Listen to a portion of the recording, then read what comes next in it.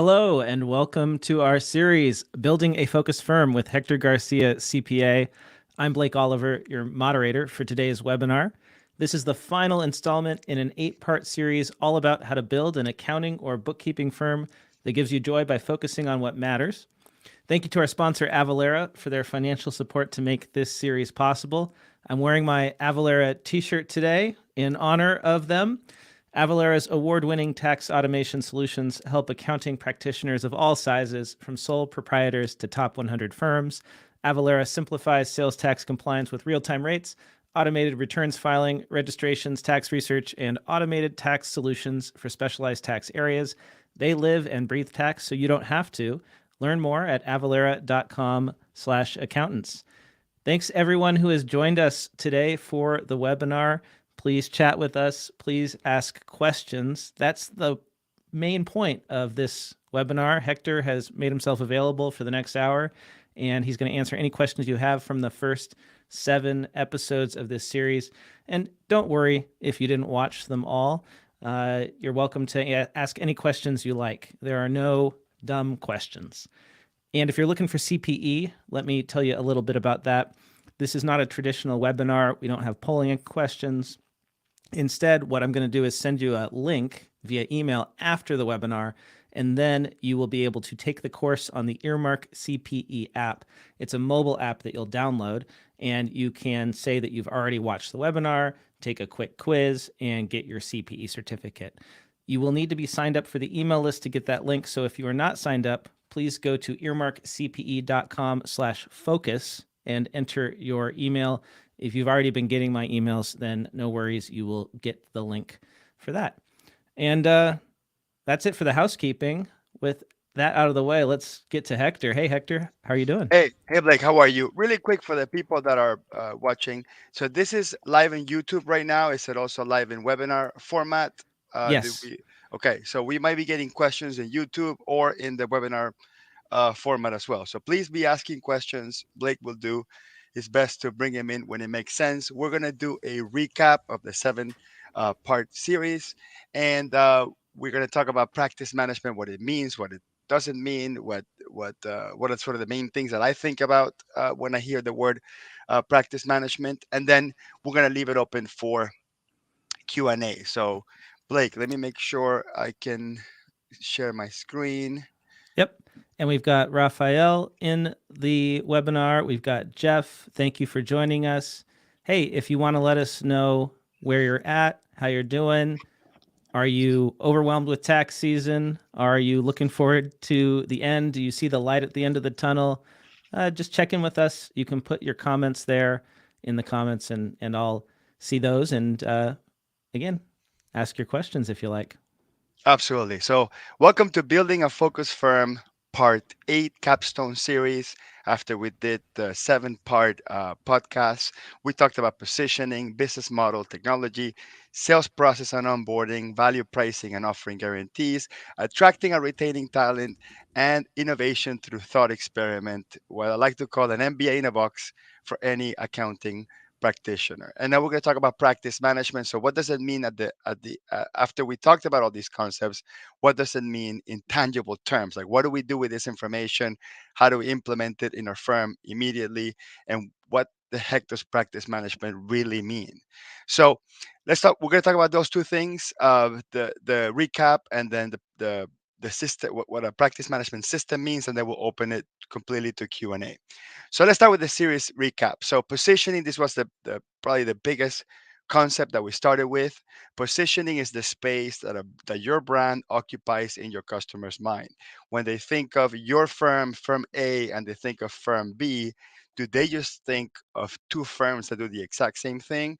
Or do they think firm A is different because they specialize in X?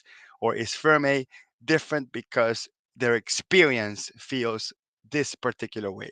Or are they different because they have a specific set of talented individuals working in there, which makes the experience unique? Are they different because they're located in a particular place or they use a particular piece of software? So again, positioning is that space that your brand occupies in your customer's mind. And when you go buy a product or service or even fly, right? So you have in your mind what Spirit Airlines means to you, what Frontier Airlines means to you, what Delta means to you, what JetBlue, what American Airlines. Everybody has their thought about what that means. And then when you look at pricing, because at the end of the day, if you fly with one or the other, it's still an airplane. You still go through the same airport. You still end up in the same city.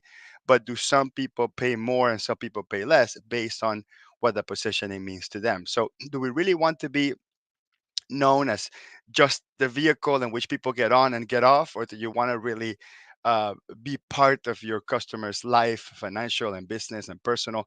You want to be part of their life by doing what you love doing, uh, with your purpose in mind and your customer aligning to that purpose. That's positioning. Now, I talked about specialization and whether it's vertical or horizontal. So most people get scared of vertical specialization because in their mind vertical specialization means, hey, I only work with construction, or I only work with doctors, or I only work with marketing firms. And that's vertical specialization. That means that we pick a particular category, a particular vertical, and we specialize on them. And the reason why that's one of the options is because when you do vertical specialization, it's easier to talk the way they talk. Because if you're dealing with doctors all day long, you don't talk about their customers. You don't say your customers. You say your patients, and that it's built into your mind. Because doctors never meet in a doctor conference and they say, "Oh, my customer had a stomach ache." Like they don't do that, right? They say my patient. So when you work with the same vertical, the lingo gets built in and becomes pretty much second nature to you. So when you're speaking to someone that's in that industry and you're using their terms, and then they're comparing you against another accountant that's only using generic accounting terms, who are they going to think this person understands me better? Who are they going to think this person was put on earth just to help me solve my really expensive problem? So without vertical specialization, it makes it really difficult. Now, the option is horizontal specialization, which means you don't care about the type of client that you deal with, but you do care about the problem. So, for example, a heart doctor, okay, most heart doctors they don't have a vertical specialization. So in this case, vertical would be like the type of customer. A heart doctor would be horizontal. That means they can operate on male, female, old, in some cases young, and it gets a little more complex. Um, Obese, non-obese, person with a heart condition and cancer, that sort of thing, and they can choose to continue to specialize on the vertical. So the horizontal would be like a cardiologist, right? And then they can even more horizontal would be surgeon, and even more horizontal would be children, and more horizontal would be children with cancer, et cetera, right? So as an accountant, we can also do that. Like we can not only look at the type of industry that our client is in, but we can look at the type of problem. So for example, I only work with construction companies that are over $1 million in revenue, that need the WIP report for bonding, that are growing so fast that without real-time reports, they're going to lose their shirt like this if they don't know exactly which jobs they're making money and losing money in, right? So you start broad and you go narrow, narrow, narrow until you get to the point where the total amount of customers that exist on earth that you can serve are essentially the total amount of clients that you can serve. And that would be the ideal situation, right? Where you narrow, narrow, narrow up to the point that you could be at capacity and you could be happy at capacity, right? Of course, that's very realistic, but that's what we look forward to as we can go narrower and narrower. And it's okay. You don't have to choose a vertical specialization. You can just pick the horizontal. So I only reconcile bank accounts and that's it. Or I only fix inventory problems and that's it. Or I only convert people from desktop to online, whatever platform it is, and that's it. Or I only move people from enterprise to some other mid market, and that's it. So that could be a horizontal specialization based on the task. And when you do that over and over and over and over, you become such an expert that the next customer that you deal with, you're going to be able to do it faster, more efficiency, with less errors. So you can essentially charge more and do it faster, and somehow the customer be thankful for that, because you think about it, and I'm dealing with this situation right now. My bathroom has a leak, my shower has a leak, right? And I had multiple quotes, but the highest quote is also the one that told me we'll get it done the fastest. And I gotta tell you something: if you want to have a happy relationship with your spouse, don't take the shower away from for more than a month. I would pay the premium to get it done faster. That's the point that I'm doing. And these guys only do showers, only do the type of problem that I have. So it's kind of the concept, the reason why I probably ended up paying more instead of going for a lower quote, that sort of thing. Next thing on positioning is you want to be able to articulate your firm's strategy. So people, who are the people in your firm, or what is the type of people you want to attract in your firm, and who are those customers that you want to serve. So obviously specialization and niche, that's all part of it.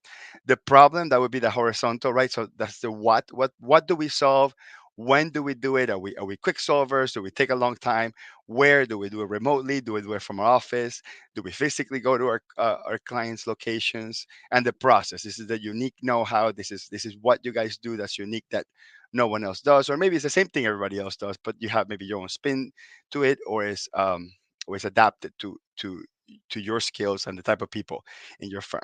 Then you want to be able to articulate your firm's purpose. This is your why. This is what makes customers want to work with you. This is what makes customers forgive you when you make mistakes, because the specific task that you made a mistake in doesn't break from your purpose, and people will stay with you and follow you because of your purpose. And they're more future minded, they're more big picture minded, than when customers don't understand your firm's purpose or don't align with your purpose. Then they will be more task minded, they will be more job minded, right? So you want to work with customers that are going to be looking at the big picture just like you, and not looking for the immediate gratifications of seeing progress on the immediate tasks. Okay. Yeah, go ahead. Like, Oh, what amazes me about this, and this is a great episode, and I've put the link to the playlist for anyone who wants to go back and watch this again, or if you missed it, you can watch episode 1. What struck me about this, Hector, is just how different this is than even how getting clients used to be 20 or 30 years ago, hmm where you were stuck with just clients in your local area. And so you had to do everything if you wanted to build a firm. You had to serve everyone. And now we're telling people actually it's the opposite. Because we can serve clients all over the country, all over the world, we can be super specialized in what we do. And that is such a dramatic change. I think a lot of the profession still hasn't caught up to that. And I think beyond having customers all over the country or customers all over the world, we also have employees all over the country Yeah. and employees all over the world. And that changes the dynamic of things too, because if all your employees were in Miami, for example, which one of my cases, actually, I have a couple of non-Miami employees, but when I started, was all my employees were in Miami. Then it was obvious that only thing that we could do when it comes to like sort of on-site service would be in Miami. But now that I have have employees in Tampa, I have someone in Texas. So now our even though a lot of customers, most of the work gets done remotely, but our customers knowing that I have a person in Texas, even if he's in Houston and they are in San Antonio, at least they feel like that person has some identity with the type of businesses that they have, even if they like really don't know anything different than doing business in Texas versus Florida. Just having presence there could change the dynamic of how you work with people. So and also people from different walks of life or different states, they're also going to have different perspectives. Like the typical Texas employee is probably different than the typical California employee, which is probably different than the typical Boston employee, right? So, and that could bring interesting dynamic into the mix, and it could also throw a wrench into the dynamic of the firm. So, not having a why, it makes it can it, you can create silos, so everybody can sort of be in their own world. By having a why, you only attract people that, even though they're from different walks of life or different physical locations, they all gravitate towards the exact same purpose. The last the last concept that we talked about in the positioning session is focusing on the expensive problems. A lot of my colleagues, accounting professionals, they focus on your books are unreconciled, and the world is on fire to the accountant because the banks are not reconciled, or there's a reconciliation discrepancy, or there's 13 transactions from 2019 sitting unclear on the bank, and the world is on fire. but your customer doesn't care about that stuff. You know what your customer cares about? Am I going to be able to get the loan, for to buy the warehouse for my business? Am I going to be able to get the loan to upgrade my house? Am I going to be able to afford an extra employee? Is this employee even worth having, or is this employee costing me money? Is the compensation plan for this employee, such as the amount of commissions that we're paying to a salesperson, even aligned with the profit margins of the business? Those are the expensive problems. And sometimes we completely forget that, and we think that reconciliations or tax deadlines or whatever, those are the expensive problems. And don't get me wrong, right? Filing taxes on time so they don't get tax penalties, that's avoiding an expensive problem. So for the tax pros, yes. But for the non-tax people, most of generating P&Ls and balance sheets by the second week of the month type of action, that's not expensive problem. Like, expensive problem is what people can do with the fruits of your labor. What can these business owners do? What kind of actions can they take if they get those reports on time and they understand them, right? And they're tracking the right things and all that stuff. So finally, sort of the big conclusion to positioning is, could you articulate who you are to your next prospect by being able to say a sentence like, I am the X for Y with Z problem, or I am the X for Y looking for Z future state. So, could you condense this entire concept of positioning, specializing, your strategy, your why, expensive problems that you solve into a single sentence? And can you make that single sentence the one thing that all your employees put in the LinkedIn profile, in the Twitter profile, in the Facebook profile, in the bottom of the email? Could you rally behind one strong positioning statement? So this is the big one.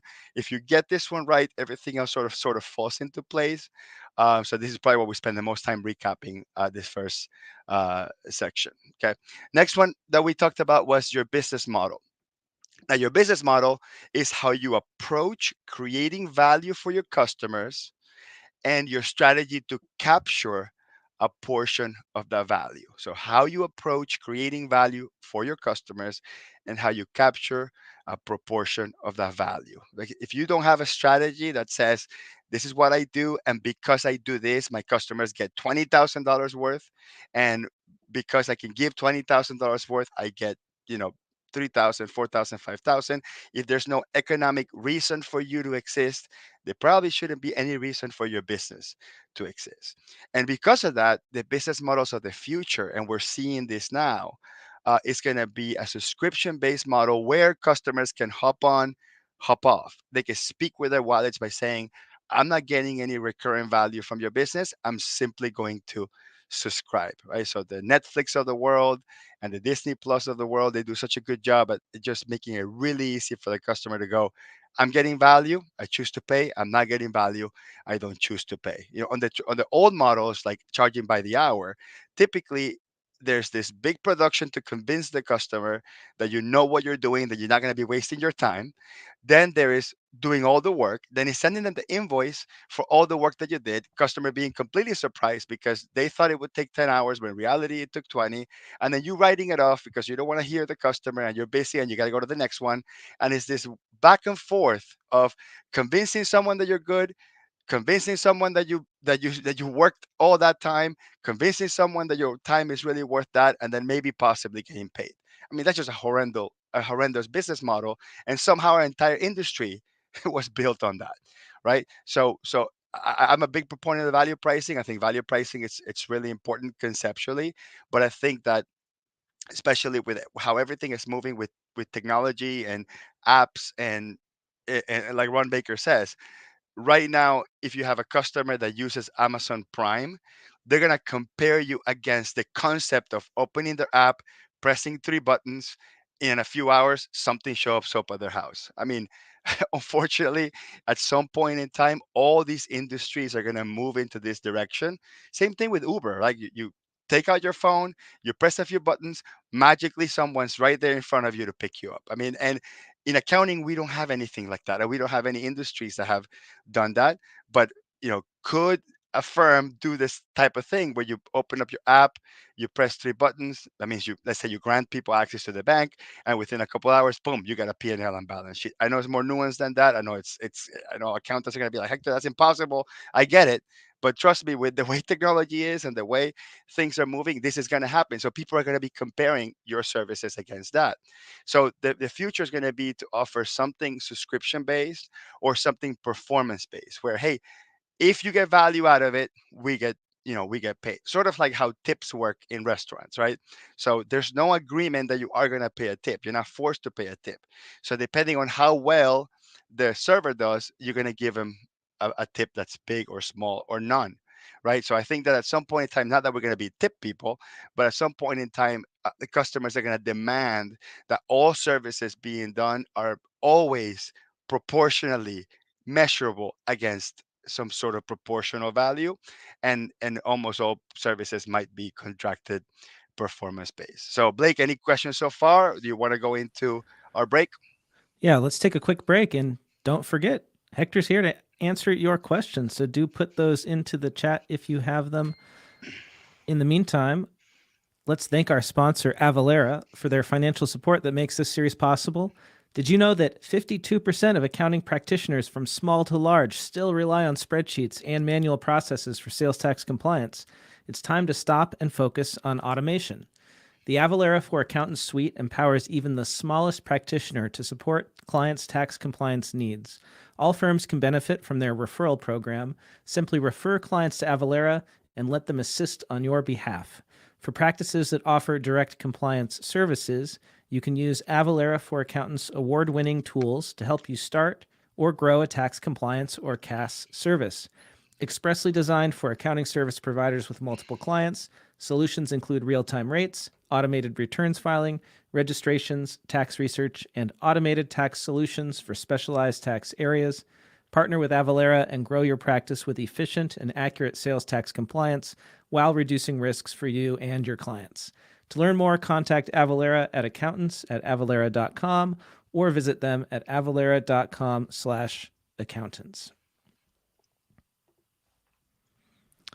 All right.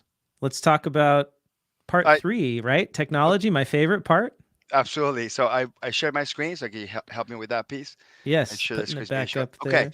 So technology, this is the again, we just re-emphasize that you it would be great if you have seen the last 7 sessions. They're going to be available, they are available in audio only podcast format. They're available in YouTube if you also want to see the slides. And whether you go through YouTube or audio only, you can get CPE if you're an accounting professional, which I assume most of you guys are.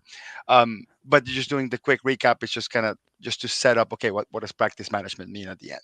So technology, so basically there's 3 types of technology, and I'm recapping what we did, and we recorded this part, I believe, was November of 2022. And this is a pre-chat GPT world, because the world has forever changed after chat GPT. So we didn't even talk about chat GPT. So I'll add a couple of comments to that, but don't want to go down that rabbit hole.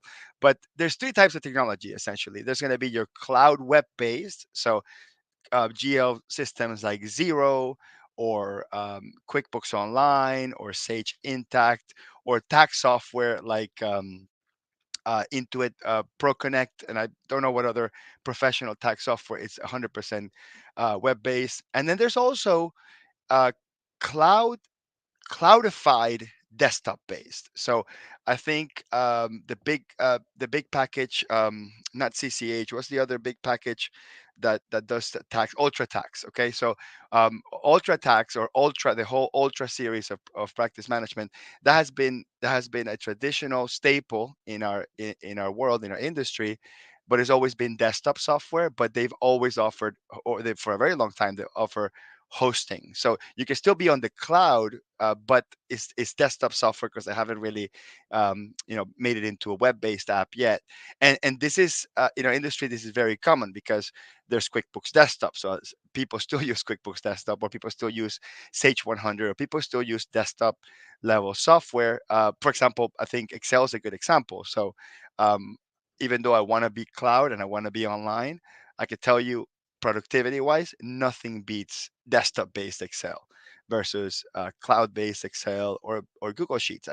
I know the shortcuts, the tools are there, but I do want to be on the cloud. So the best compromise there is to have a cloudified based system, which uses desktop software on the cloud. But I think little by little, I'd probably say I would suspect that in the next 5 to 10 years, all the desktop software that you thought could only run in desktop software will be on the cloud. Okay, the Photoshop. Can you imagine that Adobe Photoshop? There's a cloud version and it's really powerful. Again, not as powerful as the desktop version. We talked about Microsoft Office and and Microsoft Word. These things already have cloud web-based versions of them, and little by little, all these desktop type of tools will still be available on the cloud. I mean, with QuickBooks is a little bit different still because QuickBooks Desktop is still much powerful than QuickBooks Online. So if you want to have a cloud experience, quote unquote, with QuickBooks Desktop, you gotta be on a hosting service. And and obviously the one that we all know, which is on premise, which is you're gonna have to make a decision which tech will be on premise, which tech would be desktop based cloud, and which tech would be web based. Now, most of the apps that are being developed are going to be web based. As a matter of fact, I don't think I have seen a company in the last 10 years that has gotten actual VC money that that that started with desktop software. Like it just almost never happens. Now, one thing that's interesting is, and you do want to make sure that you recognize this piece too, is there's a lot of desktop add-ons to cloud web based software. So, for example, QuickBooks Online has a desktop browser. So it's software that you install in your computer, but all the data it's on the cloud. For example, you have things like ClickUp, which is ClickUp is a web based database, but there's a desktop based tool, so you can sort of like launch it from your computer or add interact with it from your computer. There's a lot of Chrome extensions that give you desktop experience functionality for cloud based apps. So you keep that in mind. That's also a thing that you could still use to sort of bridge that gap. Okay. So any questions on that, Blake? No, it makes sense. It's just, I guess I don't come from the tax world, so for me, I've been completely cloud for the last 10 years, only doing accounting work, Yep. and I cannot understand why not one of the. I mean, we've got Intuit Pro Connect, right? That's cloud, but that's it. I mean, how can there just be one tax software that's truly cloud?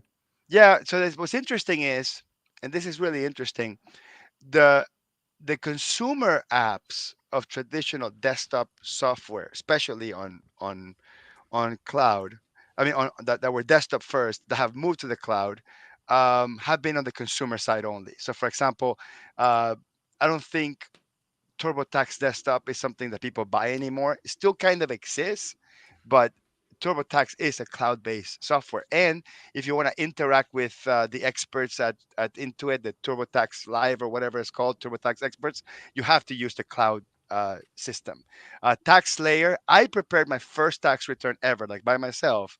My dad sat down and taught me how to prepare tax returns when I was 18 years old. This is 1998, using a software called TaxSlayer. And TaxSlayer might be the first, sort of pioneer into tax software cloud based. But yes, it is very strange how Lacert hasn't gone to the cloud, or ProConnect has gone to the cloud, or UltraTax has gone to the cloud. I believe there might still be that fear of security, since the tax has so many implications when it comes to identity theft and stuff like that. And scammers always target tax practices, or try to hack into the emails of tax practices, because they know customers email W-2s, that sort of thing. So I think there's still sort of a fear that until they're 100% sure that everybody has gone through all the possible issues when it comes to security, and they learn from that they don't want to put it on the cloud.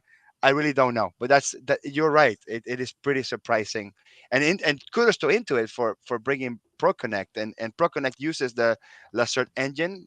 I think that's what they've advertised. So it's technically almost like Lacert on the cloud, but still, why do all the other, even Drake is very popular in the small practitioner work. How come Drake doesn't have a cloud base? So yeah, interesting nonetheless. All right, let's move to the next slide here on the recap, which is sales process and onboarding. So we talked about two important pieces in here. So one, and we spend the most time on this, and I think even Blake, that's the part that you really like, is filtering your prospects quickly. It's about the best muscle memory that you need to build. Okay, so we talked about specializing, we talked about picking the clients that you were put on earth to help. The problem is that in order to do that, you have to stop wasting your time with the ones that are low value or the ones that don't fall into that specific target customer you want. And unfortunately, we're nice people and we're people pleasers, and my customer referred me their cousin and I have to at least respond with something.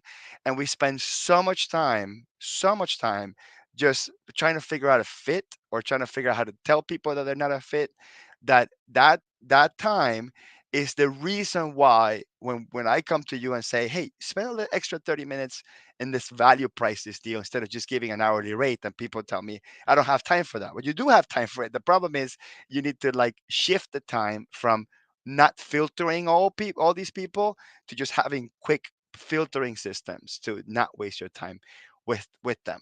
And at the same time, there's a expression that I love from Blair Enns, which is the sale is the sample. The sale is the sample. Okay, so when you go to Costco and you're looking at these new pita chips, and then there's a person there with pita chips, and they give you a little thing and you can try it. Okay, that's a sample. That's a real sample. Okay, you're actually tasting it. But in accounting, we don't have this Costco type of samples we can give to people and go, let me give you a sample of how good my tax returns are. It doesn't work like that.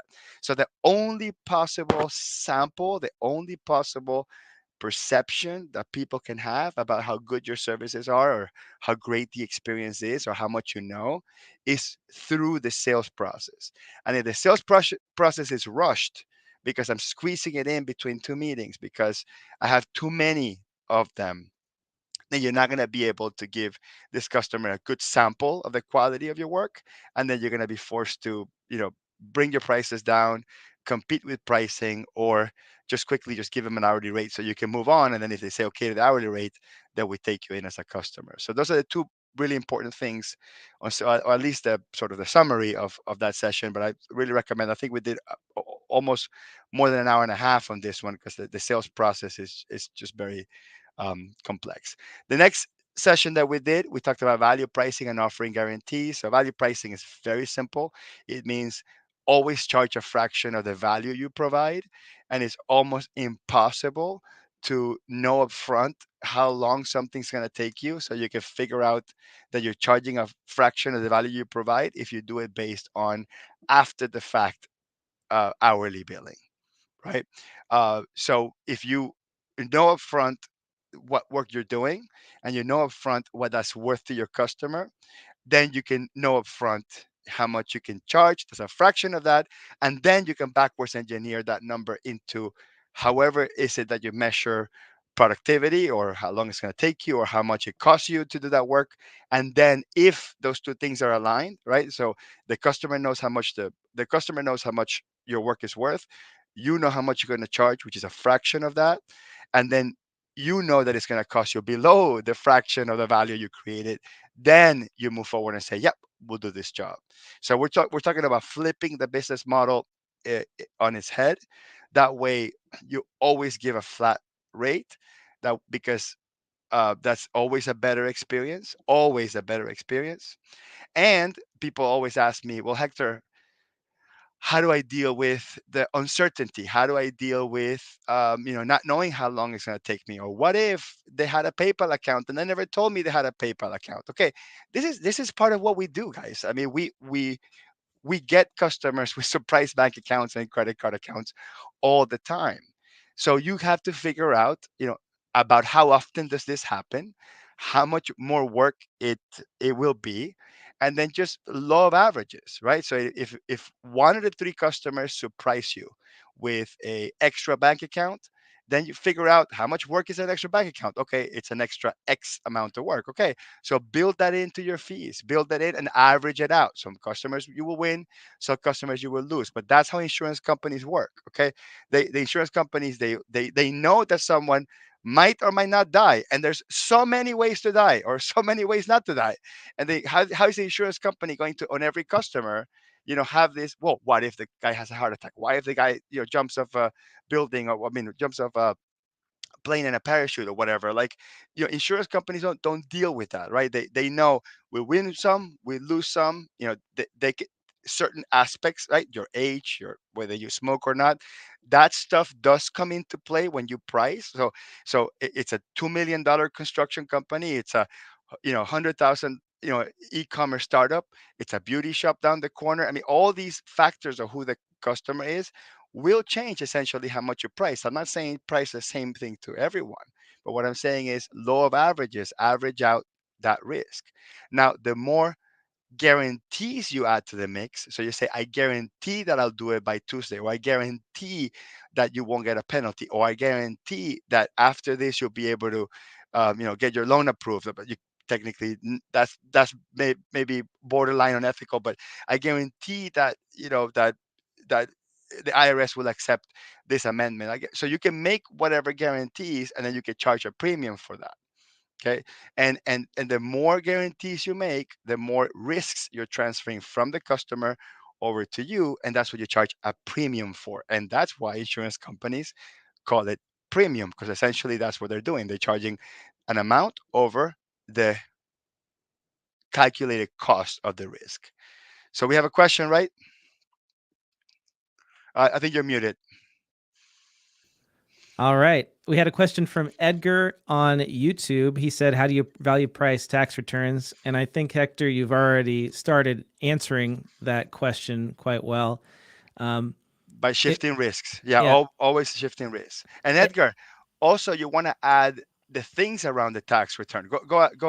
Go ahead, Blake. oh, I was just going to say, like, one really easy way that I've seen to do it is to take your last year's tax returns, right, and put those all into a spreadsheet, and then try to figure out, could I charge just like three different prices, and bucket your customers, your clients, into three different buckets, and see if you can do it. And if it's pretty darn close, right, based on how much you were charging them last year, maybe you could switch to a very simplified pricing model based on what you're doing. Now, that's not quite value pricing yet, but it's one way to get to at least a fixed fee. And then the other thing is, like you said, Hector, I'm not sure if you said this exactly, but I was taking this away from what you said, is we need to start focusing on what is the price that the customer is willing to pay, and then build the service around that, Correct. right? But this is the thing. Edgar's Edgar's question is verbatim. How do you value price a tax return? So when you ask a question like that, a tax return is a thing. Okay. And if you're focusing on the thing, if you're focusing on the task, if you're focusing on the job, that's when we have it wrong. Edgar, your question should be, how do I value price the client for this tax return? But the reason why you don't ask it like that, Edgar, is because I don't know anything about your client. So you're going to say, how am I going to ask Hector, how do I value price this client on the tax return, when Hector doesn't know anything about my customer? Well, there's the answer to your question, right? If I don't know anything about that customer, I cannot value price the customer. So it's not the tax return that we're value pricing, it is the customer that we're value pricing. And the way to value price the customer is to know who they are, how much this matters to them. So for example, most people are that we deal with, our customers, are over 18. That means that they filed a tax return in the past. That means they have some sort of experience with tax returns, whether it's they did it by themselves in TurboTax, or they had another practitioner. So you can start by saying, hey, before I give you a price, could you give me an understanding of how you've done tax returns in the past? Okay, I've done TurboTax. It cost me $75. I use this accountant. It cost me this. If they use another professional, that you can ask, hey, just curious, how come you didn't keep using that professional? And they'll tell you something. Well, that professional was late, or that professional didn't answer questions through the year, or that professional screwed up on this particular form, or that professional asked, charged too much, or didn't tell me how much he's going to charge up front, and then gave me a surprise bill. So then you can say, okay, so if I get this correctly, what you want is an accountant that will do your tax return, that will do it quickly. Two, that will be available for you all year to answer any tax questions. Three, that guarantees that there's no mistakes. And if there is a mistake, I will redo the return and pay the penalty in your behalf. Am I hearing that correctly? Is that kind of what you want?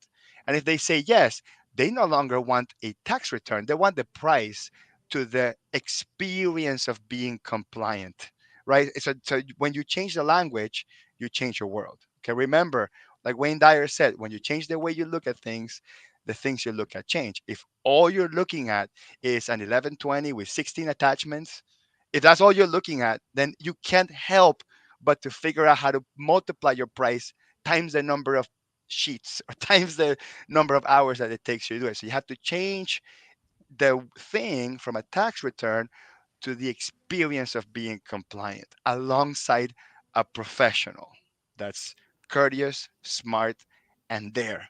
And when you frame it like that, then the question is, how do I value price this customer that I'm going to give this customized experience to? You go back to your customer and say, hey, I know you paid $500 for a tax return before, and it had all these flaws. And unfortunately, I can match that if what you want is the service around the tax return.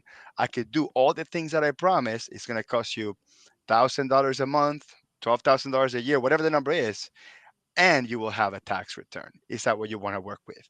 And if the customer says no, I want the $500 tax return, send them to to Walmart to get the tax return done. Next, go to the next customer, work on your purpose statement, work on your positioning statement, remarket yourself, and don't deal with customers like that ever again. That's how it needs to work. Now, one of the big concerns of value pricing return sector and throwing in, all the bells and whistles like you've talked about, making it more of an insurance policy is that I'm going to not be able to deal with the scope. And we had a comment from Lori who said a defined scope of work should protect you from hidden items. So, do you want to speak to how you scope these types Yeah, of engagements? yeah. So, um, why? Let me ask you a question, Lori. Why are we so concerned with protecting ourselves versus protecting our clients? Okay, and if our interests are 100% one-sided, then your customers are always going to be combating with you. If you are always only looking for your interests, your customers are always going to fight for theirs because you're not a partner to them, right? Protecting yourself from hidden clients is the opposite of being your customer's partner. So the reason why you ask it like that, Lori, is because the way you work is I want to get as many customers as possible with a pricing that's as very comparable to the market because I don't want to invest time on making myself different and differentiated.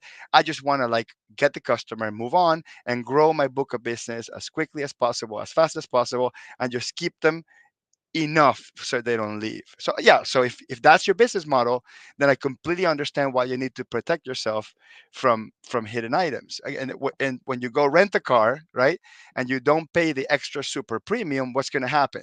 They're going to walk the car, they're going to look at every nick, they're going to look at every little piece, they're going to make you sign a paper that says, hey, this car is free of nicks and little things, right? And then when you come back, if the car is not intact exactly the way you gave it back to them, then you're going to get charged, 10, $20 per little hit in the car. Whereas a more premium service has a little bit more leeway, right? It gives you a little bit more leeway. It says, hey, stuff happens. You're paying extra. You're a VIP customer.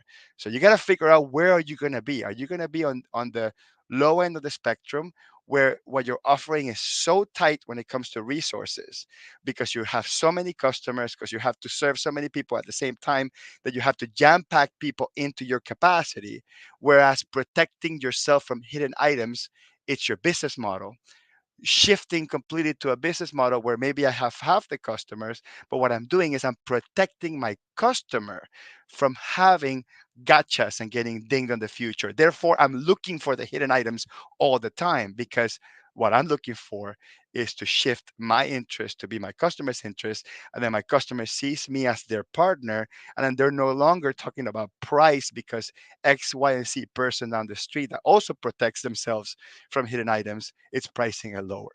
So that's the non-answer to your question, Lori, because transformation starts with language, and you got to change your words before you change your world.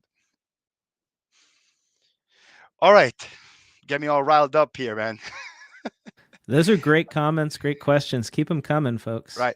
So the next one was attracting or retaining talent. So first most important comment I made was at this point, the way our profession is, we are probably more starving for a new employee than a new customer. And we are willing to fire many, many customers to protect our employee. I mean, this is something that hasn't happened in a very long time. Long time ago, the customer is always right. If the customer complains, it's the fault of the employee. If there's too many complaints, you get rid of the employee. Now, because of talent shortage, we tend to protect our employees more, and we're willing to basically do things that we didn't do before to keep our talent. So now I'm thinking that branding, even though it's really important for the purposes of pricing and all that stuff that we talked about earlier, so none of that stuff changes. Okay, pricing is still, branding and positioning is still really important for you to value price or price as a percentage of the value you create. But I'm also thinking that you have to invest some of that branding into being able to have the dream employees that you want, attract the dream employees that you want. So when employees are thinking about working for you, they're working for a firm that protects them, that invests in them, that is looking after their future, that's not just looking to transact with them, that's going to give them balance, help them grow as human beings. So your brand needs to communicate that so these people want to come work for you. The other piece is you must continuously invest in education. And I believe it was Ron Baker say this once, and I repeat it all the time because it's such an important anecdote, which is as a consultant, I went to a customer and I was convincing them to. And this is an anecdote. I didn't come up with this, right? So just clarify that. I was convincing them to educate their employees, to train their employees, to make them better. And the business owner comes back to me and says, hey, what if I invest all this money in training for my employees and they leave? And then my answer to them is, what if you don't invest in any education, you don't train them, and they stay? And that's a really important piece. That's a really important piece because think about it. If you send your kids to a school, right, and there's an inexperienced young professor or young teacher in that school, okay, and they don't know anything, they're just getting started, and you know for a fact that school does not invest in making that teacher better. Do you want to send your next kid or your next kids in line to that teacher? No, you're not going to want to. And your customers are going to feel the same. If they feel that your employee interaction, the interaction with your employee 3 years ago, it's just about as basic as it was 3 years ago to now, and they don't see any development, they're going to want to just jump that employee. They're going to go straight to the supervisor, go straight to you, go straight to the partner, and it's going to make you very inefficient. So your customers need to feel that they're dealing with really, really talented people, and you have to invest in their education. And the last piece here is at this point, you have to get creative with your compensation to stand out. Maybe pay a percentage of that book of business that they manage, or maybe add more uh, to their education. For example, we talked about this. I have every one of my employees has a $5,000 education budget every year, and then they come to us and tell us this is how I want to spend it. And as long as it makes sense, it's within what we do, we spend it, and we don't even blink, and it's part of it, including taking them to conferences to open up their mind about technology and things that are out there. And a lot of my employees have made friends with other people in other firms, and they talk to each other and they help each other with stuff. So I have free help, you know just because my employees made friends with other colleagues that are in a similar situation. So you almost have to do this at this point. Okay. And then this the seventh episode, we talked about innovation. I broke down what the word innovation means to me. In for inside, like inside your head. Nova or nov for new, Latin for new, and Asian for action. So inside, new, action. That means think differently, right? You cannot innovate if it in your mind you don't think differently first. And that and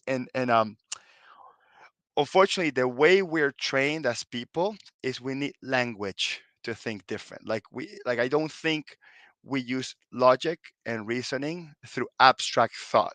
Typically we need a label, so we have to give words and labels to things for us to think differently. This is why when I get asked a question, I start with something like, hey, are you asking the right question? Are we using the right wording? Are we using the right language? And if we change the language, does it change the question? And does it essentially answer your question by saying you just have to use a different word and think of it differently? And with this concept of thinking differently inside, right? We talked about what if Disney were to open an accounting firm. And in that session, we talked about three things. One, price, right? We said that for sure Disney would charge a premium because everything in Disney sends a signal of quality, right? So they wouldn't even be competing with anyone else. They would probably be charging one price, like an admission ticket to a park that includes many, many things. They might be charging a second tier, like a plus tier, right? That would be like a fast pass where, yeah, you get access to everything, but you can do it quicker. Or maybe even that D23 club that they have, which is like the super VIP stuff, or you pay for like private tours of the park or whatever, where people would pay kind of that premium, but they subscribe to that. Okay. And Disney was one of the first, probably the first theme park that you can subscribe to it basically, and go unlimited times. Second is language. Disney would definitely use different words. Like they would call their employees dream builders. They would call their customers dreamers. They would call their their products or services that would name them after Disney heroes, or maybe Disney guides like Yoda, or Jimmy the Cricket. So they would use Disneyfied terms, but they would change the language so people connect to accounting and the firm in a different level. And the most important thing is they would up the ante when it comes to experience. And the biggest issue that we have in our firm, and we came to this conclusion just by brainstorming, Blake and I, one of the biggest issues we have in our firms, including my firm, is dealing with the black hole that it is. I send you the documents. When is my stuff going to be ready? Right? That weird gap between when documents get sucked into something, whatever it is, whether they emailed it or put it in a portal, or they dropped it off at the office, all the way to the point where they get the end result that they want. That in between, typically, the only answer we have is we're working on it. It's in progress. We're working on it. It's in progress. Or I told you I needed this document. I can't get started. I think that piece of the experience, like Disney does with their queue lines in their parks, is what they would definitely upgrade.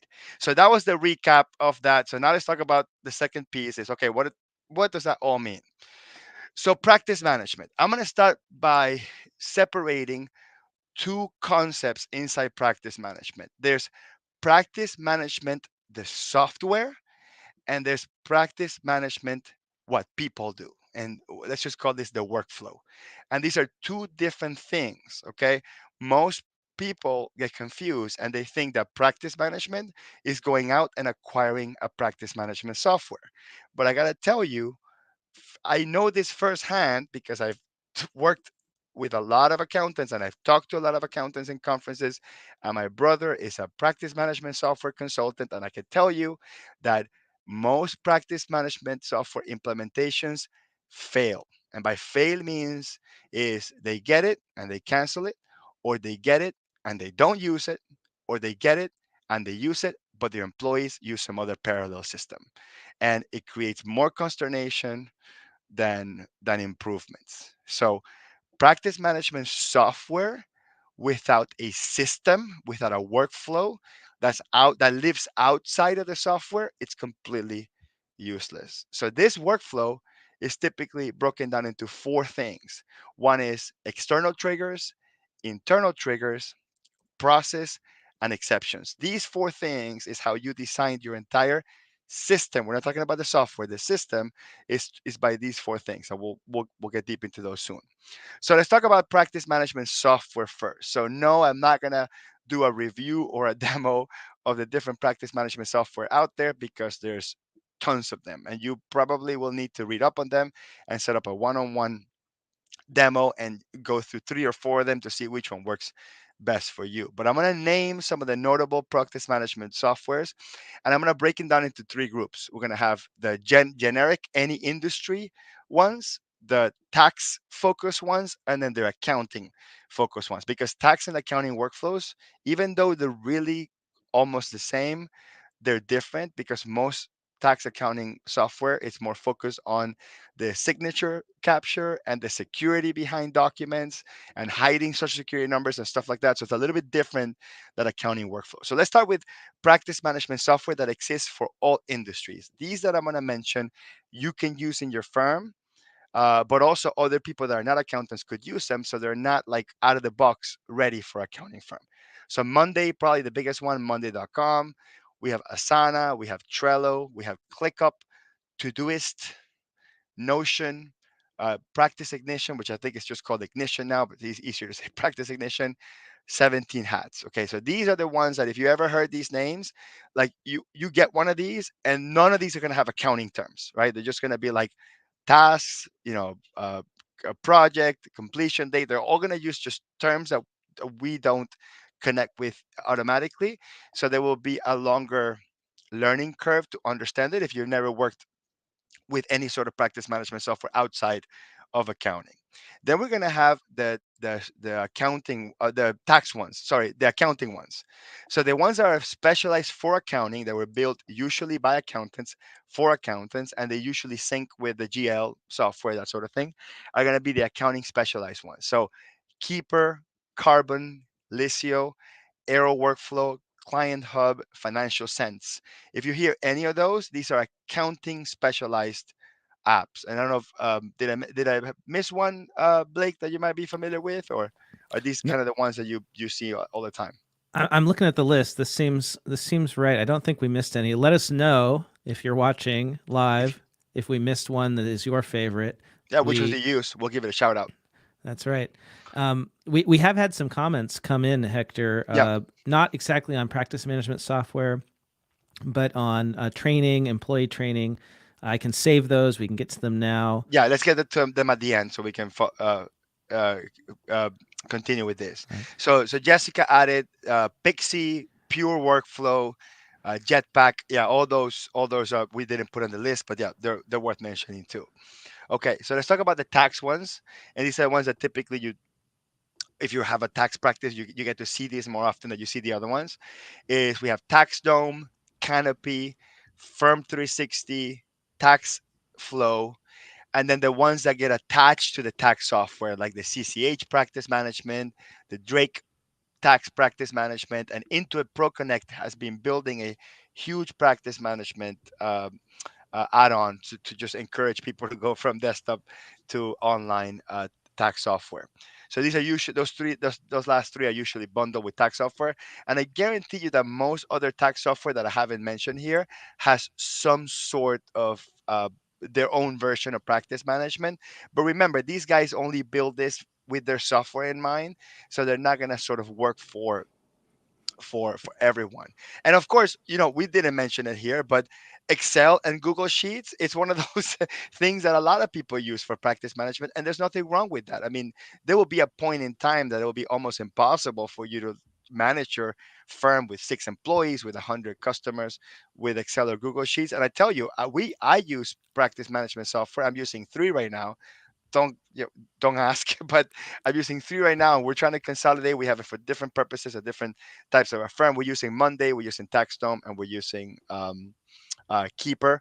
I have used Arrow Workflow. I've used Carbon in the past. I mean, I've used multiple systems in the past, so it's not just the ones that I use, and I'm not biased towards any of them, because at some point in time, Carbon was the best thing for our firm, and at some point in time, Arrow Workflow was the best thing for our firm, and at some point in time, Monday.com was the best thing for our firm, and we made a decision to move from Arrow Workflow to Keeper for a very specific reason, because we want Keeper actually talks to QuickBooks, to our clients' files. Right, I found that to be just like really an interesting piece, and we'll talk about that briefly. And the next natural question that people tell me, Hector, I have a CRM software. That's practice management. Well, no. So CRM is usually mostly for marketing and lead management, and it will have some aspects of that, such as a to-do list, a list of customers, assigning tasks, attaching docs. So it feels like practice management, but CRM is different than practice management, because typically when you think about practice management, you're going to think of these things. One, onboarding. So what does that first experience look like?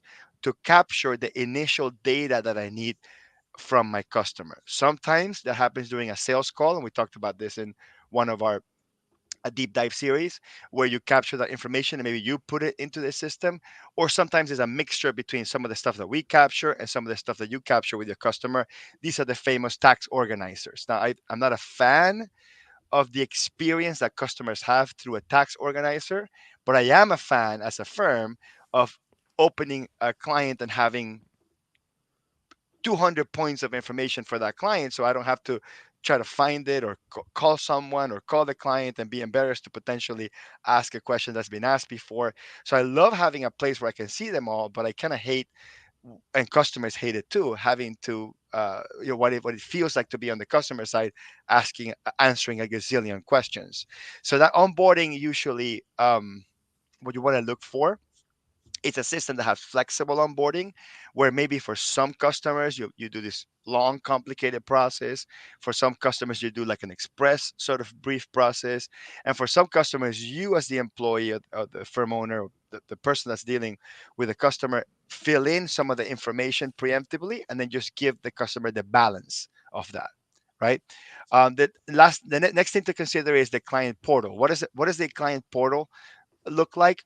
I feel that if your customers don't like the portal, or they feel icky when in the portal, or they feel like this weight on their shoulder when you tell them go to the portal and upload whatever, if they feel like that, you're not going to have a successful practice management software. To me, the customer experience is probably the single most important part of that piece of the practice management, which is weird because most people think that practice management is only an internal thing, and true, it could be just an internal thing. But if you want to truly be successful with it, it needs to be good inside and needs to be good outside too. So in the client portal, they need to be able to upload documents. They need to have communications. It would be perfect to have a single place to talk to your customers instead of having a DM and a text message and an email. And so having all these different ways of your customer communicating, if you could have it all in one place. And even if your customer um, sends you in a unconventional way, sends you information, if you can always go back and copy and paste it in there, that would be ideal. A place where your customers can see their invoices and their balances, and a place where customers can see the job status, so it's not a black hole. Okay. The next thing to consider when getting practice management software is just the basic stuff. Can you manage projects? Can you manage tasks? Can you manage deadline management? And this is the stuff that it feels a little bit like CRM software has this, but then when you deal with things like e-signature capture, which is mostly for tax software, or to capture signatures on engagement letters or proposals or estimates, that sort of thing. So can you capture a signature? Do you have a place to do both internal and external communication management, where I can communicate with my customer, communicate with my team, and then choose which team communications the customer gets a copy and which ones they don't? Because there's some value on, for I'll give you an example. Let's say your practice management software doesn't have a job status. Like there's no way for you to know whether you're 0% there or 100% there. But they log in and they see you and your employee going back and forth saying, hey, do you have a P&L? Yes. Hey, did you adjust this? Hey, can you make this adjustment? Hey, send me. If they see you guys talking about the return, it might just be implied that it's it's pending. They're working on it, right? So there are certain processes that we choose to make visible, and some that we don't choose to make visible. I always think about the car wash. When I was a kid, there were two places to get the car washed. One, you get out of the car and you wait in a waiting room and you kind of watch it go through the assembly line, and you watch it go through the machine, and then the hand soaping, and then the machine again, and then the hand detailing. And then the other one, you would be inside the car. Right now they have the little gas station ones, but back in like the early 90s, they had these really long ones, and you spend like 30 minutes inside this thing, while the car is moving through the machines. And you have to choose. Do you want the customer to feel like you're inside the car where the machines are, banging on the car and washing the car, or do you want to be outside and just look at it when you want to look at it, right? So some processes we make purposefully external, and some we don't, depending on how we design the experience for the customer. And the other thing you want to think about is does it have a knowledge base? Like, is there a place for me to s- to put what I learned? What did we learn about this? Not just knowledge base of how to deal with the customer, just how to deal with a problem. So we had this new type of IRS letter that we managed for this customer. Is there a place for us to go, hey, let me just copy and paste these things that we did here, and boom, there's a history on how to deal with this problem in the future. So I think a lot of practice management softwares are missing that. And this is where Notion, I think Notion is kind of like the big one that was pretty much built to fix that. So if Notion can come into the accounting industry and fix our process stuff, I think we're gonna really love that knowledge base piece of it. Then email sync, and I think at this point they all do email sync, but sometimes it's easier to just contextually see your notes and also see the emails next to each other, and then possibly the attachments from the emails automatically go into the client file. Then we have accounting firm GL sync, like your customer list and your invoicing. I think that's standard across all the like tax and practice management software. But the one that's not standard is customer GL sync. So I don't know how many apps do that. I know Keeper does, and I'm not trying to give Keeper free promotion here or anything, but with Keeper is pretty cool because you have your customer list, and if all your customers are in QuickBooks Online, you can actually see information about your customers' GL in there, like when they were last reconciled or when. What their total revenue is. I mean, actually, don't know at this point. We're just implementing Keeper now, but in your customer list, you can add elements of your customer's GL individually in it, and you can work in their GL and you can generate reports. So that's a really innovative way to think about practice management. So, with tax software practice management, you would get like the customer's AGI or the customer's total refund in the master client list. Like that's the same type of concept, right? Like you get one piece of information from inside the customer that goes sort of inside their file to get that from. Okay. So after all that, right? So you have an idea of what to look for. There's different types, and we talked about, you know, all these deep dive concepts of building a focus firm. How do we design a workflow? So the first thing that I recommend you to do, and this is going to take some practice, and there's no manual for this. I don't know if there's a book out there or something that teaches how to do this, but this is how we learned it in my firm. Is first you want to list all the possible client triggers. So there's, let's say, 5 different client triggers. You can get an email, you can get a phone call, you can get a DM somewhere in some social media thing, you can get a text message. Any of the employees can get a text message or a WhatsApp, right? Or a walk-in, right? So you're gonna design. Okay, these are all the client triggers, and then we're gonna write a process on how we manage this, right? So the process is we're gonna take this information and we're immediately gonna decide if it's gonna either be a task, right? So, and a task goes into your PM software and it becomes a task and it has a deadline and it has a person assigned. Or is it just an event or a record? An event or record means the customer send me some information. Now it becomes part of their database. It doesn't require an action. It's just there, right? It's there. It's available. So you have to think about what are all these possible cases, and then we're going to decide what's the route. Do we route them to a task or do we route them to an event and record? Okay, and then we're gonna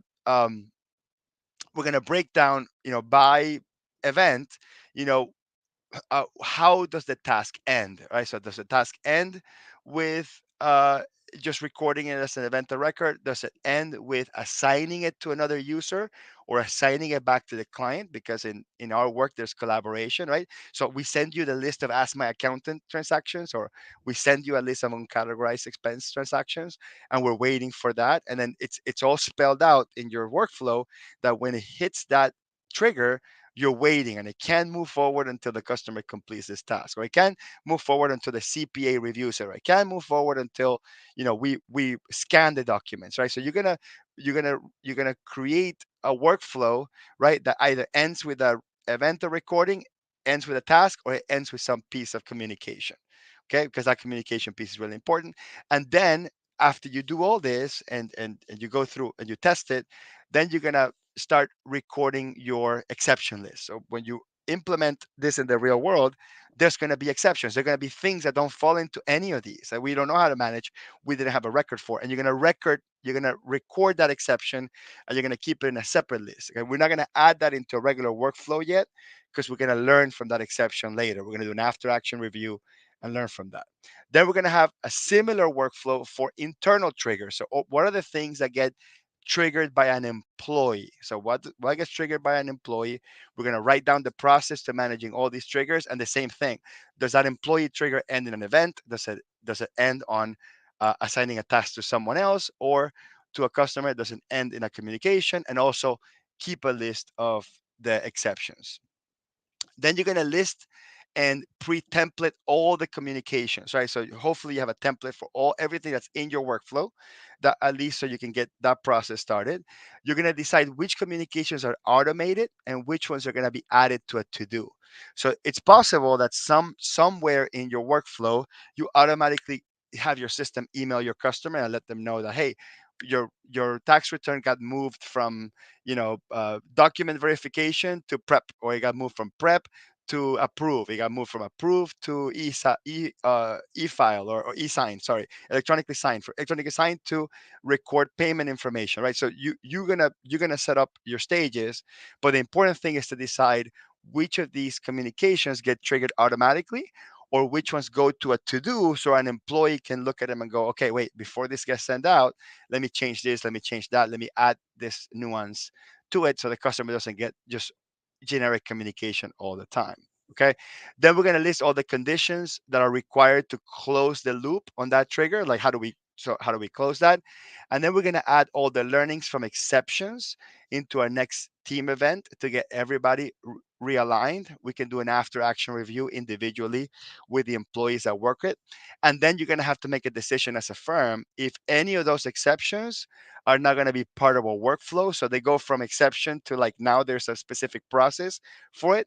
Will they remain an exception? So because we still don't understand it, we're gonna see what happens in the future, or are we gonna design a stop of the workflow, right? So when this exception happens, we stop working because we don't do that work or we don't work past that point, right? And that's a really important piece because technically not everything that happens becomes a workflow, right? So some things are just a thing and we forget about them. And if any employee forgets about any of these things that we told them that it's okay to forget about it because it's a non thing, then that's fine, right? Because we didn't put it back into the workflow.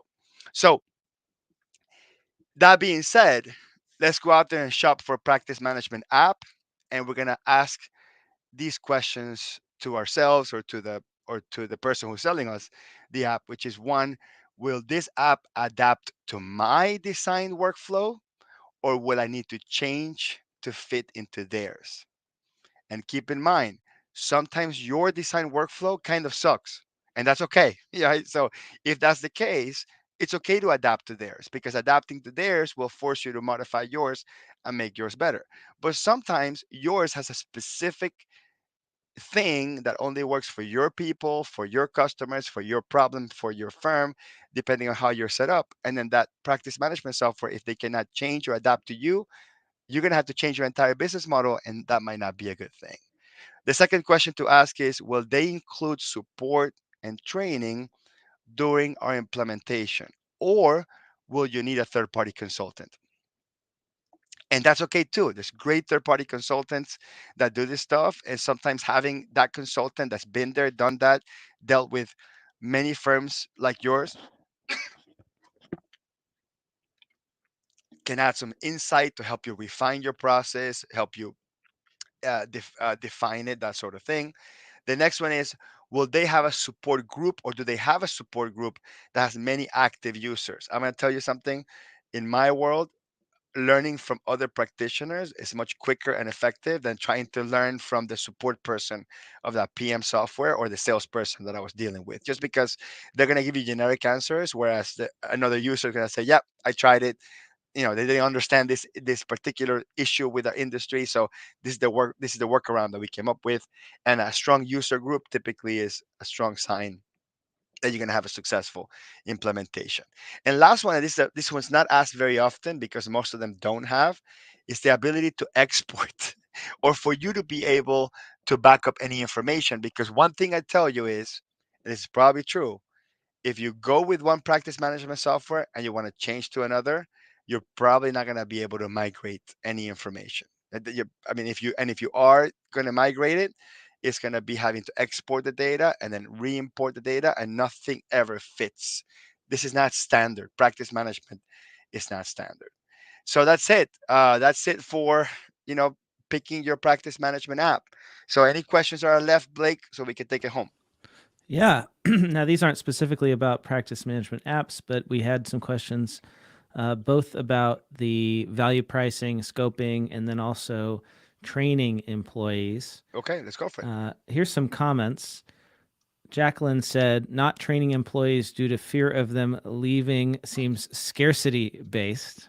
Yeah, yeah, that's the concept of a zero sum game, right? So the concept of a zero sum game, um, the theory says that, and this is how we were trained, right? For every debit, there's a credit, right?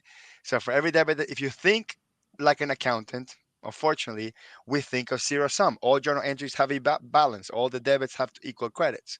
So when we invest in training, we think that our employee is the one that gains. So we spend, so it's our expense, their income. We spend, they win.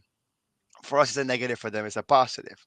So just conceptually, you really, Jacqueline, you're on point. You got to have a mindset of abundance, which means that if you're always giving and giving and giving, I'm not saying to give in enough so you can be unprofitable, or give enough so you become insolvent or you file bankruptcy. No, I'm saying is that when you do things, you're doing, thinking and recognizing that both people can have equal amount of value from a transaction. It's not just a debit or credit.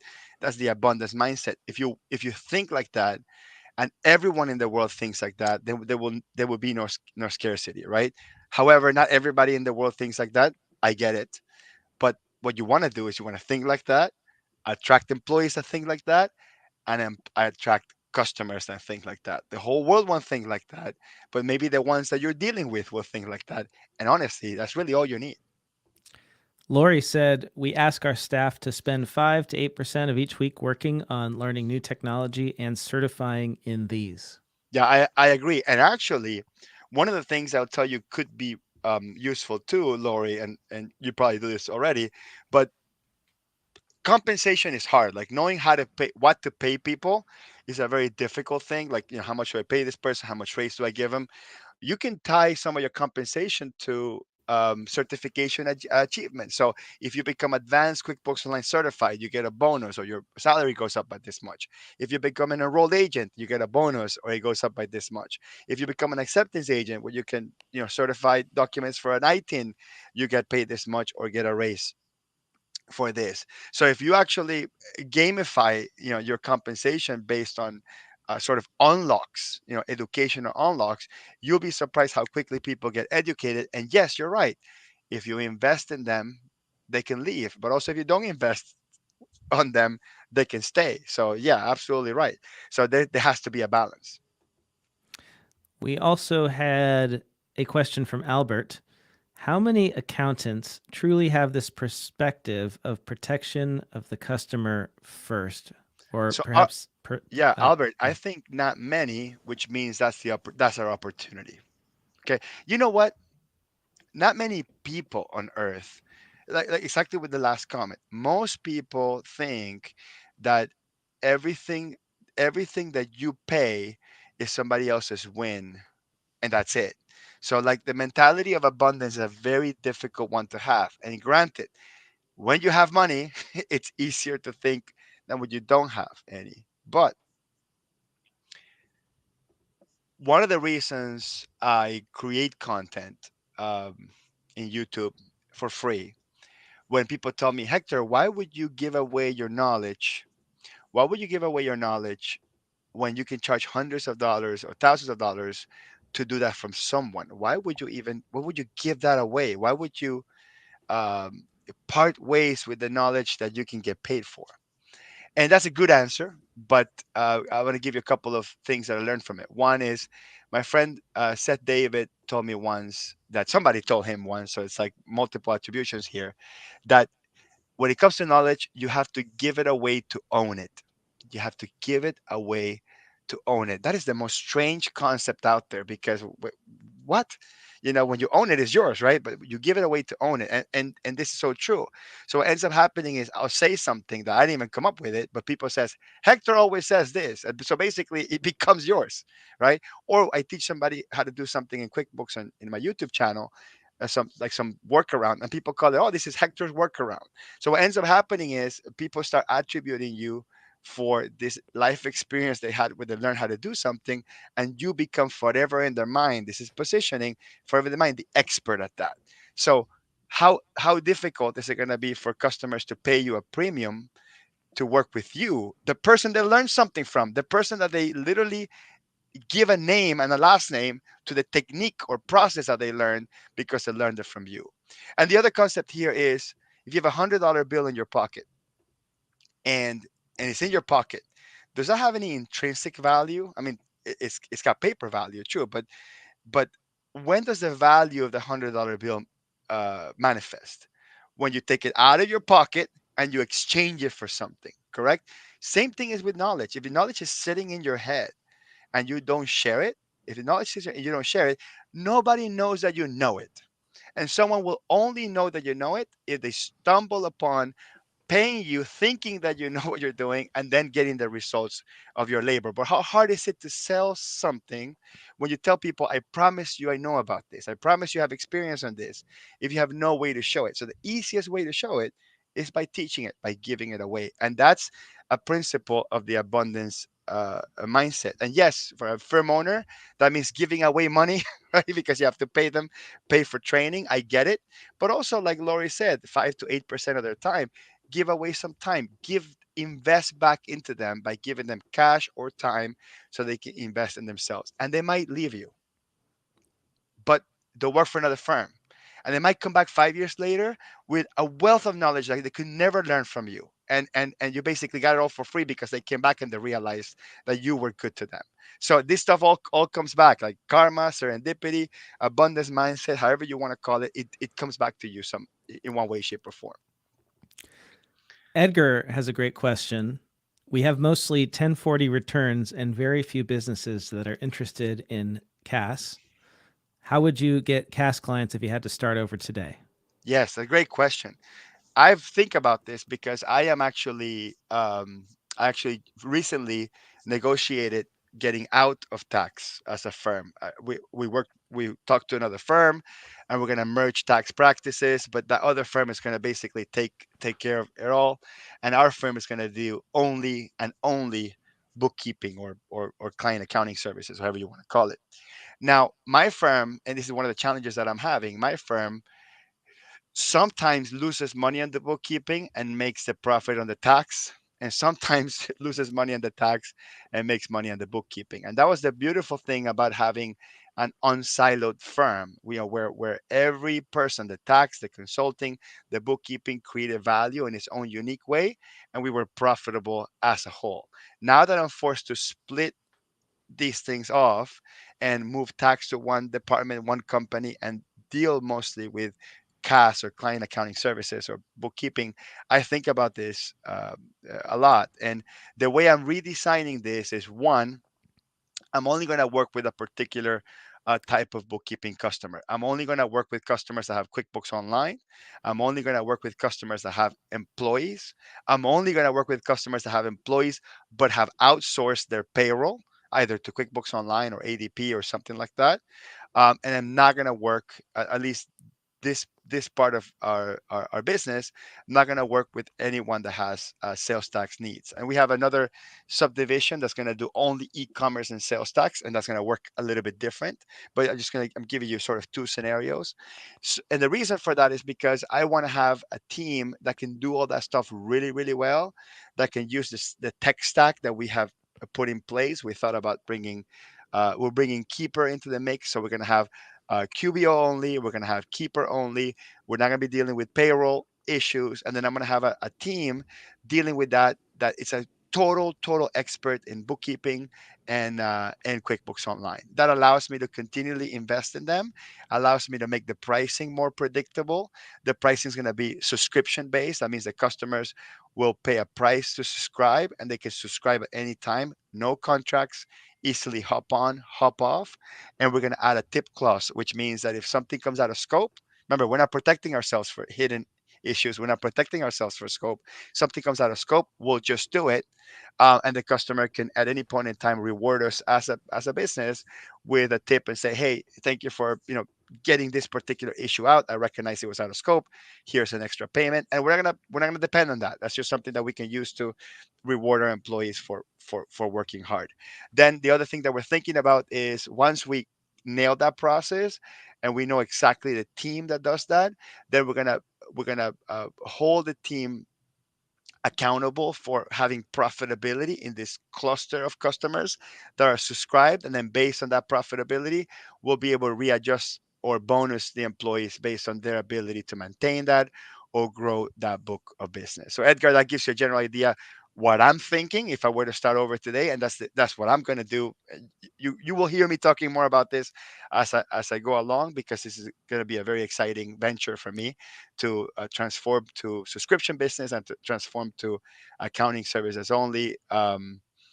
And that's what I would do. And the last thing I would add, Edgar, to this is I would pick also a vertical for sure. So like if you want to, that's why we're going to have an e-commerce division that's only going to specialize on that. I'm going to do a lot of content around e-commerce because we know those we can charge 5, 6 times more than the average sort of like service-based business, because we have inventory, sales tax, and I do need two separate teams to manage that because it's like two different worlds. All right. That sounds like a whole YouTube series, Hector. You could just Yeah, make a whole channel just about that journey. yeah, for sure.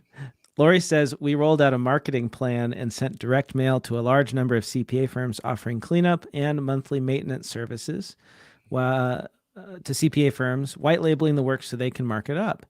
That's actually very much how I got started. I before I got my CPA, I was doing bookkeeping work freelance, and I just went around to the CPAs in my family network and said, "Hey, I do bookkeeping. You got clients that need bookkeeping help?" And they said yes, and that's how I got started. And full circle on that, Lori, the key to making that white label service successful is going to be practice management, right? It's going to be, are you using the same system that a CPA firm is using? So when the customers get communications from you, such as document requests or whatever, it all comes to that system. You don't even need to get at firm.com email address, from that firm. If you use the entire practice management software to communicate, request documents, send reports, answer questions, then that's pretty much a completely white label service. And to the customer, they're dealing with that firm, not with your firm that you're doing this sort of outsourced work. And then you could have a successful, you could really successful. So what I recommend strongly is, if you know the practice management software that you want to use in your marketing communications, include that. Say, and we will do everything through, whatever system they're using, right? We'll do everything through Canopy. We'll do everything through Taxtoma. We'll do everything through Financial Sense, right? So whatever those firms are using, you're gonna use it. And I think Lori is saying that you're also gonna help those firms roll out Financial Sense. So that's even better. Look, you're adding double value. So one, you're helping those tax firms add bookkeeping services that they don't have to add capacity for. They get a piece of the business. I assume they get some margin of working with you, and you also help them use the system that you know how to use, like Financial Sense. So in one way, shape, or form, you're sort of Trojan horsing the practice management in there for them, and eventually that firm will be better because they're working with you. So that's a great angle, and that's the epitome of specializing. Like, you're not just an outsourced bookkeeping firm that can white label services. You're a outsourced bookkeeping firm that can white label services for CPA firms that are looking to also upgrade their practice management systems so they have a holistic view of the customer with tax and bookkeeping with a partner at their side. And that's a beautiful positioning statement to lead with. Yeah. And there's so much value there in what you're talking about, Hector, but we got to remember we don't price that most of the time. When we sell bookkeeping or tax, we're not even talking about, oh, we have this practice management solution. You have a question, you get a form, you just send it to us and we'll help you with that. That's almost never part of the sales process, but it really should be, because that's the greatest value for many clients, is simply knowing that I've got Blake, and because I have Blake, I can send him whatever form I get and he will sort it out. I'll tell you, like that if I talk to my clients, they may not be able to express it that way, but that's why they chose me, is because I take on that responsibility. And if I can't handle it, I'll get it to the tax pro who can. Absolutely. I think Well, that's a way, as a great way to end it. I think so too. Hector, this has been really wonderful. Everybody, if you have not signed up for the email list, please do, because I'll send you out the link to all of the episodes. So go to earmarkcpe.com/focus and put in your name and your email address, and you can get all of these episodes. It's also on our YouTube channel. There's a playlist called Build a Focus Firm with Hector Garcia, CPA. There's this really long, impossible to type URL that I will now paste into the chat here so that you can check it out. And don't forget, you can get CPE for listening. Go to earmarkcpe.com, sign up, download the app. And look, we've got actually a different session that I did with Hector a while back in 2022 when we launched Earmark, all about the future of QuickBooks. So you can get that too. You can earn 9 CPEs or more with Hector on Earmark CPE. Thank you for your support of Earmark, Hector. It's been great working with you on all of this. Likewise, and I want to give special thanks to Avalara. Let me tell you something. When a company invests this much into their customers, or accountants are one of their customers, they're worth checking out. So Avalara, it's a great software for managing sales tax. It's going to be particularly useful for your growing clients that have multi-state requirements, because navigating that is really complex. They also do beyond sales tax. I believe that that they acquired a firm that does all the SALT stuff, like the state and local income tax. So Yep. if you're dealing with customer, first of all, if you're an accounting firm, you should join the accountant network in Avalara, just for the free education that they provide, free CPE, free education. And then hopefully once you're in their system and you're getting all this free education, you get this brand, value in your head. And now Avalara's positioned in your head as a value delivering platform. Then it'll be easier for you when you're looking at Avalara and their competitors to go, let's go with the big boys, the ones that have provided all this great education all along. So Avalara is practicing what I preach, which is, have positioning in the marketplace, give value first. And hey, Avalara is not going to be the cheapest, right? Because they're providing all this value up front, and they guarantee their work. So it's like, I think they follow all the tenets of building a focus firm. So they're a perfect partner for this. So thank you, Yep. Avalara, as well. And like you said, Hector, it's way more than just sales tax now. They also have business license management. They do transfer pricing, and they do 1099s. They acquired, I believe it was Track 1099, one of my favorite 1099 solutions, and that's now part of the Avalara portfolio. So they're really taking care of everything beyond income tax compliance, right? It's all that other tax. Yeah, So it's great positioning. We take care of all the other taxes. exactly. Yeah. And it's cloud. That's the beautiful thing, right? All cloud. So thanks again, everyone. Great to see you, Hector, and I'll see you around.